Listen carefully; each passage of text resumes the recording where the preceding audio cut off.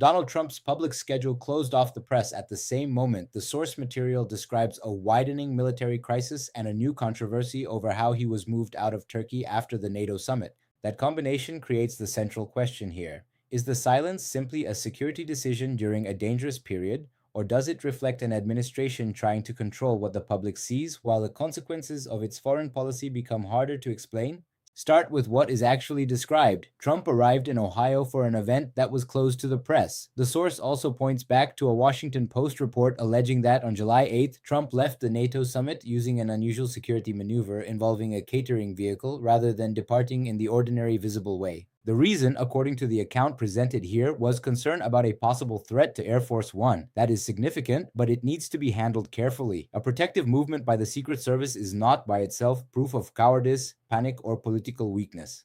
Security professionals are supposed to plan around threats that the public may never see. The more important question is what threat they believe they were responding to and why the normal presidential aircraft was apparently considered insufficient for that particular departure. Air Force One is built around extraordinary communications, defensive, and continuity of government capabilities. If officials decided that using the aircraft in the expected way created an unacceptable risk, that decision deserves a factual explanation when security considerations allow one. The source does not provide that explanation. So the responsible conclusion is narrower than the political taunts surrounding the story. An unusual precaution reportedly occurred, but the evidence supplied here does not establish precisely what intelligence drove it. If you value investigations that separate documented facts from political theater, subscribe for clear, independent reporting. Now move from the image of Trump's departure to the military picture described in the source, because that is where the stakes become much larger. The material reports strikes and fires in Erbil, Iraq, Iranian attacks on pro-American interests, American use of Iraqi bases in operations against Iran, and Houthi attacks on Saudi tankers near the Bab el-Mandeb. It also says the Houthis announced attacks on Saudi gatherings, weapons depots, and command centers using ballistic missiles. The shipping dimension is especially important because it connects battlefield decisions directly to household economics. The source says crude oil prices were moving toward or above $90 a barrel, while the administration was presenting a much more optimistic picture of oil flows through the region. Energy Secretary Chris Wright is quoted as claiming that the 7-day average for oil leaving the Strait of Hormuz had risen to almost 9 million barrels per day, with another 5 to 7 million barrels moving through pipelines and export facilities for roughly 15 million barrels per day in total regional flows. But the source disputes those figures and says tanker tracking showed Hormuz traffic substantially below pre-war levels, with even optimistic estimates closer to 4 or 5 million barrels per day. That is a major contradiction. And unlike insults traded between political figures, this one can theoretically be tested against shipping data, port records, satellite tracking, pipeline capacity, and export statistics. The source material, however, does not provide the underlying datasets needed to independently resolve that disagreement. So we should not simply replace one confident claim with another. What we can say is that the difference is enormous. If the administration's figure is right, energy flows have recovered far more than critics suggest. If the lower estimate is right, then the public is being given a misleading impression about the resilience of one of the world's most important energy corridors. That would matter to oil markets, inflation expectations, transportation costs, allied governments, and every consumer who eventually pays for instability through higher prices. Then there's the cost of defense. The source cites a report saying American forces fired 50 Patriot interceptors in a single day during Iranian counterstrikes on a United States base in Jordan. At roughly $4 million per interceptor, the source calculates a cost near $200 million for that day alone. Even before debating strategy, that number illustrates the economics of missile defense. The defender can spend millions of dollars trying to stop each incoming weapon, while the attacker looks for ways to produce more missiles, vary trajectories, saturate defenses, or force the defender to exhaust limited inventories. Iranian officials quoted in the material are openly emphasizing that imbalance. One Iranian general is described as claiming that Iran produces ballistic missiles faster than it fires them and has drone production capacity well above its deployment rate. An Islamic Revolutionary Guard Corps spokesperson is also quoted threatening energy transmission lines, power plants, American and non-American systems, and internet-connected infrastructure if threats against Iran continue. Those are claims and threats from an adversary, not neutral assessments of Iranian capability. They should not be treated as proof that Iran can do everything it says, but dismissing them would be equally careless. The strategic question is whether American defensive inventories, production rates, and regional basing arrangements can sustain a prolonged exchange if Iran retains the ability to launch significant numbers of missiles and drones. And that brings us to the human cost, where the claims in the source become both serious and internally uncertain. The material says at least 3 American service members were killed at a base in Jordan, and another was killed in Erbil. It then states that at least 18 have been killed in action, while suggesting the true number may be higher.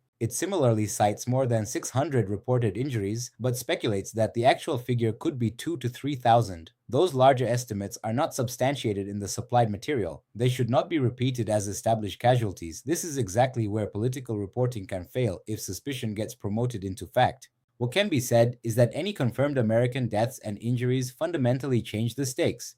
Once service members are dying in an expanding conflict, the administration owes the country clarity about objectives, limits, escalation risks, and what success is supposed to look like.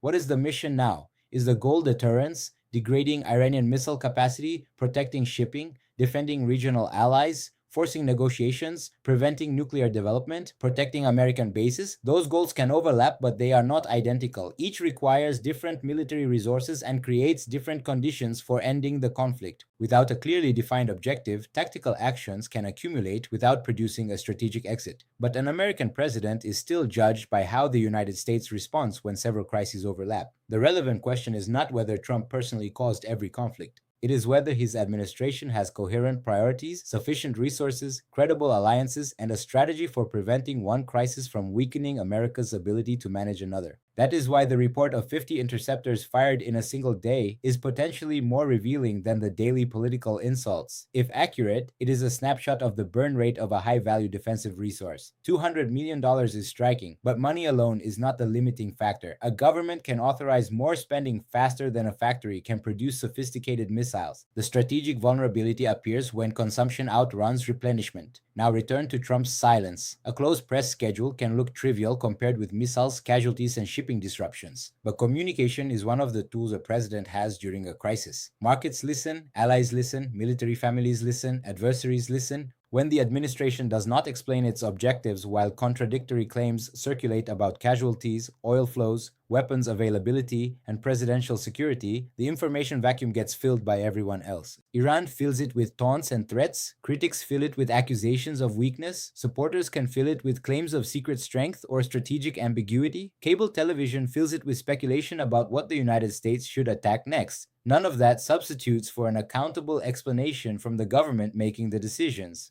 The source includes a television commentator predicting that the United States could end up in a larger kinetic war before Labor Day because Iran needs to understand who the superpower is. That is an opinion, not a military plan, and it reveals another danger in the public debate. War can start being discussed as a demonstration of status rather than as an instrument tied to defined political objectives. Finish this thing sounds decisive, but finish what, under what conditions, at what cost, and with what plan for the day after? The same discipline should apply to Iran's rhetoric. Threatening global energy and internet infrastructure is designed to create fear and uncertainty. Tehran has an incentive to exaggerate its reach, just as Washington has an incentive to emphasize resilience. The job of an independent investigation is not to adopt either side's psychological warfare. It is to identify what can be verified, what is merely asserted, and where the consequences are already measurable.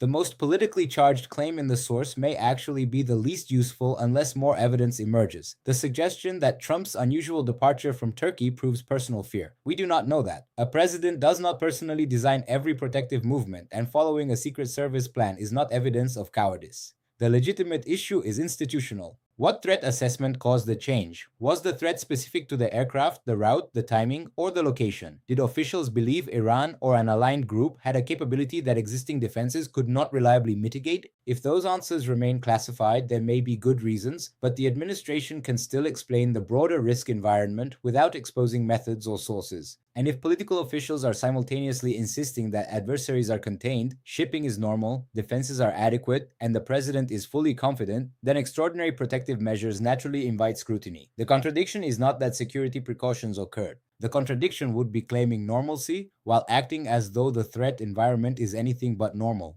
So what does the evidence supplied here actually establish? It establishes a picture of an administration operating amid multiple reported military pressures, a president whose public access was restricted on the day described, serious questions about an unusual prior security movement, competing claims over oil traffic, potentially enormous interceptor consumption, Iranian threats of continued missile and infrastructure attacks, and a regional environment in which one escalation can quickly interact with another. What remains unresolved is just as important. We do not have the intelligence behind the presidential security decision. We do not have enough primary data here to adjudicate the competing Hormuz flow numbers. We do not have support for the source's higher speculative casualty estimates.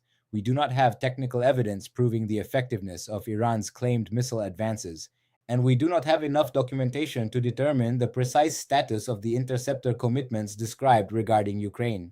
That uncertainty does not make the story smaller. It tells us exactly where accountability should focus. The White House can explain its strategic objective. The Defense Department can provide accurate casualty information consistent with operational security. Energy officials can show how they calculate regional flows. Congress can examine interceptor inventories and replenishment capacity. And reporters can press for a coherent explanation of why extraordinary security measures were reportedly considered necessary. The central contradiction, then, is not simply that Trump went quiet while Iran taunted him. Presidents sometimes avoid questions, and adversaries routinely use propaganda. The deeper contradiction is between the image of control that any administration wants to project and the accumulating indicators of strain described in this material: disrupted shipping, expensive defensive consumption, threats against American interests, uncertainty over military resources, and unusual presidential security precautions. If those pressures are temporary and manageable, the administration should be able to demonstrate that with facts. If they are not,